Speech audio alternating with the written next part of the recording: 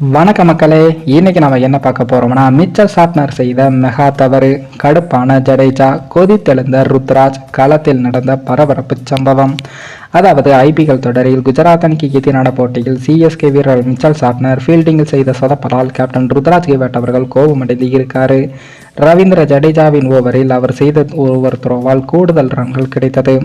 இதனை பார்த்த ஜடேஜா நொந்து போய் இருக்காரு. குஜராத் அணிக்கு எதிரான போட்டியில் சிஎஸ்கே அணி முதலில் பந்தையும் வீசியிருக்காங்க.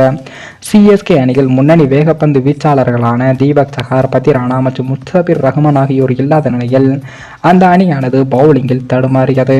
இந்த போட்டியில் குஜராத் அணியின் துவக்க வீரர்களான சுப்மன் கில் மற்றும் சாய் சுதர்சன் கூட்டணியானது ரன் குவிப்பை கட்டுப்படுத்த முடியாமல் திணறியது. சிஎஸ்கே ரவீந்திர ஜடேஜாவின் ஓவரில் சாய் சுதர்சன் பேட்டிங் செய்ய வந்தார். அவர் பந்தை டீப் ஸ்கொயர் நோக்கி அடித்துவிட்டு 2 ரன்களையும் ஓடியிருக்காரு.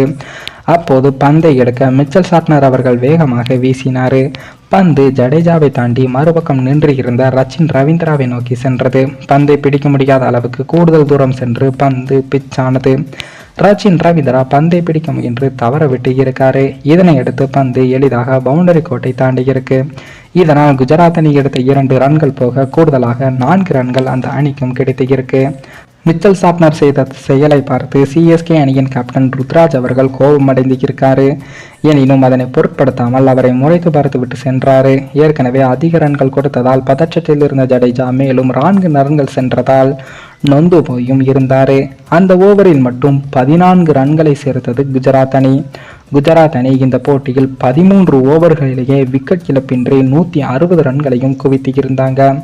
மேலும் இந்த வீடியோ ஏதோ ஒரு விதத்தில் உங்களுக்கு பிடித்திருக்கும் என்று நினைக்கிறேன். நம்ம சேனலுக்கு புதிதாக வீடியோ பார்க்கிறீர்கள் என்றால் மறக்காமல் சப்ஸ்கிரைபர் செய்துவிட்டு பாருங்கள். இன்னொரு வீடியோவில் சந்திக்கும் வரை நான் உங்கள் தமிழ்.